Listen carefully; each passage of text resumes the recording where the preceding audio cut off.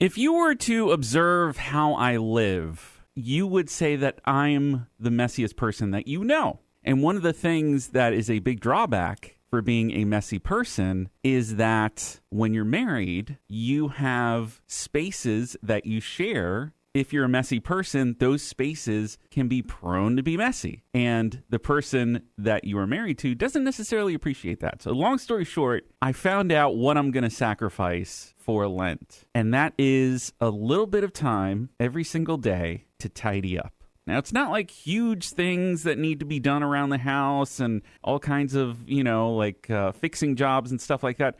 Just a little bit of time every day will be taken out of time I would spend doing something probably unproductive, like watching TV, Netflix or something. And that'll be dedicated to making sure I have at least a more tidy environment around me and around us at our home. So that makes me feel pretty good because that means my sacrifice potentially is going to make my wife's life easier, which is something that I am very pro. I like that. And she was a fan of it too when I talked to her about it. So, I think that's a good way to sort of weigh the pros and cons of what you want to sacrifice for Lent. If it's something that is going to make someone else's life easier or maybe multiple people's lives easier, that's a big one in the pro column. But I'm curious, do you know what you're going to sacrifice for Lent? Do you know what you're going to do for Lent? I know we got a couple days to go, but, if you've got something in mind, I'd love to hear what you're thinking. A great way to stay on track with what you're giving up for Lent or what your Lenten sacrifice is to have someone who keeps you accountable. And Mark very, very rightly said in his text to me just a few minutes ago, hey, do you want us to hold you accountable to, make sure you're accomplishing this sacrifice and you're on track? I mentioned before, by the way, that my Lenten sacrifice is basically to take a little bit of time every day to tidy up the house in some way. In some way that's helpful, not just like, hey, look, here's the tissue. Let's throw it in the trash. Done for the day. More than more than that.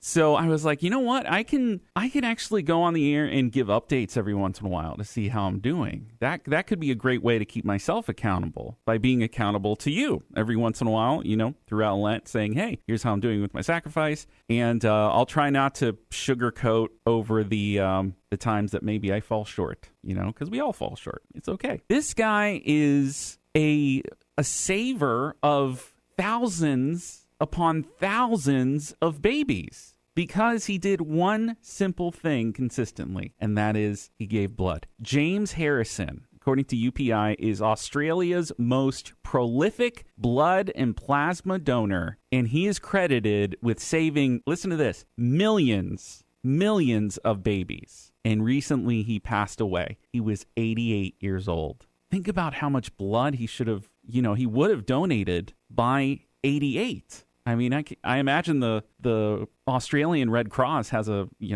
records for that, but man, what an awesome legacy that is, And I hope that, obviously I don't know James's faith, if he knew Jesus or what, but, if he's in heaven now, I would love for him to be told how many lives he touched with his simple, constant sacrifice of blood. Well done, James. We don't give alms because we're rich, but because we're poor. That statement just struck me like a bolt of lightning when I read it earlier. It's so true. You think of giving alms, you think of giving, especially in this Lenten season. We've got giving on the brain, right? And you think, okay, if I have more, then I have more to give, which makes sense in a way, but really we're giving always out of our poverty. And what I mean by that is, and Alatia explains it perfectly, the debt that we owe God can never be repaid. He takes care of that for us. But in turn, we want to give, not because God needs us to repay the debt, but because he's asking us to give. He wants us to cooperate in the work that he's doing in the world, So we give for the sake of a debt that can never be repaid, but that was paid by Jesus Christ on the cross. So if you want to put it this way, we give in gratitude for the cross, in gratitude for allowing God to invite us into his work every single day. So remember that. We don't give alms because we're rich, but because we're poor.